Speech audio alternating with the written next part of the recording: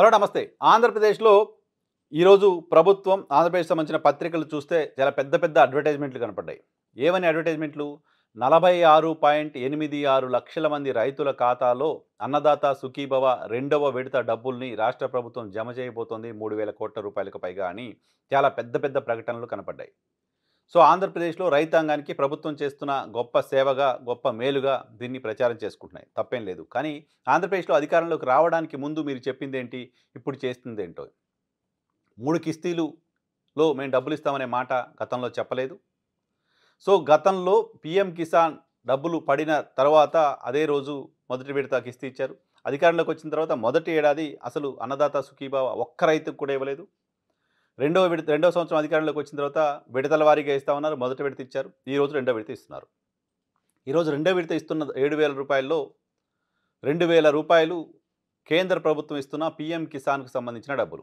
మిగతా రూ. 5,000 రాష్ట్ర ప్రభుత్వం జమ చేస్తున్న డబ్బులు.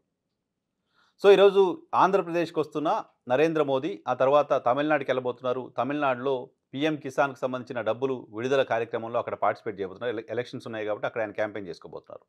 ఇక్కడ ఆంధ్రప్రదేశ్‌లో చంద్రబాబు నాయుడు సర్కార్ కూడా రైతులకు రెండో విడత మేము పెట్టుబడి సాయం ఇస్తున్నాం అన్నదాత సుఖీభవ పేరుతో 46 లక్షల మంది రైతులకు న్యాయం చేస్తున్నామని చెప్తోంది. కానీ ఇక్కడ మోసం, ప్రభుత్వం చేస్తున్న మోసం, ప్రభుత్వం మాట తప్పడం కూడా మీ దృష్టికి తీసుకురావడం కోసం ఈ వీడియో చేస్తున్నా. ఏం చెప్పింది అధికారంలోకి రావడానికి ప్రభుత్వం? కౌలు రైతులకు కూడా అన్నదాత సుఖీభవ ఇస్తామని చెప్పారు. మొదటి ఏడాది అసలు భూమి ఉన్న రైతుకి ఇవ్వలేదు, కౌలు రైతుకి ఇవ్వలేదు. రెండో ఏడాది ఇస్తామని మొదలుపెట్టినప్పుడు కౌలు రైతుల సంగతి ఏంటి? కౌలు రైతులు గుర్తింపు కార్డులు అన్నారు. కార్డుల సంగతి ఏంటి? కౌలు రైతులకు ఎప్పుడు ఇస్తారు అన్నదాత సుఖీభవ అంటే చూద్దాంలే అని దాటవేశారు. రెండో విడత వాళ్ళ గురించి ఆలోచన చేస్తామని చెప్పారు. ఇప్పుడు రెండో విడత ఈరోజు జమ చేస్తున్నారు. రెండో విడత వేస్తున్న డబ్బుల్లో కూడా అన్నదాత సుఖీభవలో కూడా కౌలు రైతులకు సంబంధించిన ప్రస్తావనే కనపడట్లేదు. కౌలు రైతులకు మీరు అన్నదాత సుఖీభవ ఇస్తానని చెప్పారు ఎన్నికలకు ముందు. ఓ సంవత్సరం ఎగ్గొట్టారు. రెండో సంవత్సరం ఇచ్చే పరిస్థితి కనపడట్లేదు. అసలు దాని గురించి ప్రభుత్వం వైపు నుంచి స్పందన కూడా కనపట్ల. స్పందించే ఆలోచన కూడా ప్రభుత్వానికి ఉన్నట్టు కనపడట్ల. కౌలు రైతులకు అన్నదాత సుఖీభవ లేకుండా మొండి చెయ్యి చూపుతోంది ప్రభుత్వం.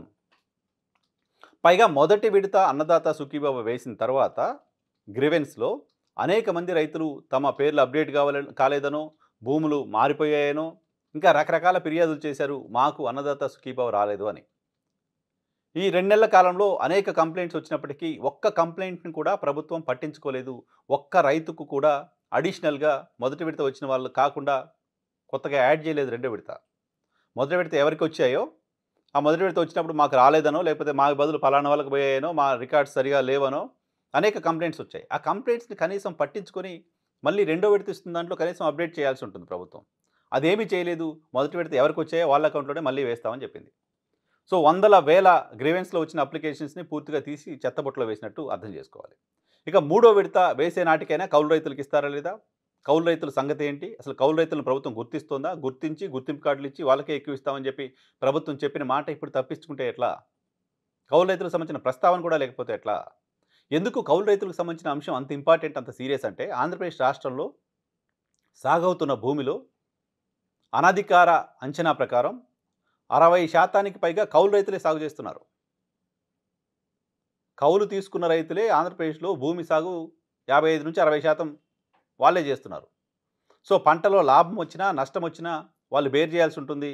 మళ్ళీ భూమి యజమానికి డబ్బులు కట్టాల్సి ఉంటుంది, కౌలు కట్టాల్సి ఉంటుంది. పెట్టుబడి వీళ్ళే పెట్టుకోవాల్సి ఉంటుంది. సో, వాళ్ళకి కదా సాయం అందాలి అని గతంలో మాట్లాడిన వాళ్ళు ఇప్పుడు వాళ్ళకి అన్యాయం చేస్తే ఎట్లా? మీరు ఇస్తున్న అన్నదాత సుఖీభవ 60% సాగు చేస్తున్న రైతులకు అందనప్పుడు ఉపయోగం ఏంటి? కౌలు రైతులకు ఇస్తామని చెప్పిన మీరు చెప్పిన మాట ఖచ్చితంగా వ్యాలిడ్, ఇవ్వాల్సిందే. మరి ఆ దిశగా ప్రయత్నం ఏది? ఆలోచన ఏది? కౌలు రైతులకు గుర్తింపు కార్డులేవి? కౌలు రైతులకు రుణాలేవి? కౌలు రైతులను పట్టించుకోకపోతే ఎట్లా? ఇది ప్రభుత్వం పైన విమర్శ చేయాలని చెప్తున్న మాట కాదు. రైతుల పాయింట్ ఆఫ్ వ్యూలో, భూమి పైన దుక్కి దున్ని కష్టపడే రైతుల పాయింట్ ఆఫ్ వ్యూలో చెప్తున్న మాట. నిన్న మొన్న మెంతా తుఫాన్ వచ్చింది ఆంధ్రప్రదేశ్ రాష్ట్రంలో. మెంతా తుఫాన్ వల్ల వేల హెక్టార్లలో పంట నష్టం జరిగింది. ఈ పంట నష్టం జరిగితే ఎవరికి ఎక్కువ జరిగింది? 60% పైగా సాగు చేసుకుంటున్న కౌలు రైతులకు కదా. కౌలు రైతులకు ఇస్తున్నామా మనం పంట నష్టం? భూమి యజమానికే ఇస్తున్నాం కదా. పెట్టుబడి సాయం కూడా వాళ్ళకే రావాలి కదా! కౌలిచ్చి, పెట్టుబడి పెట్టి, తుఫాన్‌లొచ్చి నష్టపోయి, రేట్ లేకపోతే నష్టపోయి,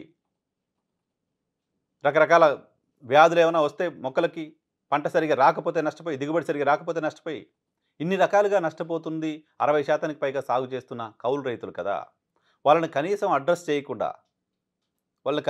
చేయకుండా, మీరిస్తుంది 3 కిస్తీల్లో కేంద్ర ప్రభుత్వం ఇస్తున్నప్పుడే ఇస్తున్నామని కొంత యాడ్ చేసి చేతులు దులిపేసుకొని, మేమంతా అద్భుతంగా చేశామని చప్పట్లు కొట్టుకుంటే, అది రైతాంగానికి, భూమి సాగు చేస్తున్న వాళ్ళకి అందుతుందా లేదా ప్రభుత్వం ఆలోచన చేయాల్సిన అవసరం ఉంది. కౌలు రైతులకు సంబంధించి అన్నదాత సుఖీభవ అందించే అంశం పైన ప్రభుత్వం ఒక క్లారిటీ ఇవ్వాల్సిన అవసరం ఉంది. కనీసం మూడో విడత జమ చేసే నాటికైనా, మొదటి 2 విడతలు కలిపి కౌలు రైతులకు కూడా అన్నదాత సుఖీభవ అందించటం పైన ప్రభుత్వం దృష్టి పెట్టాల్సిన అవసరం ఉంది.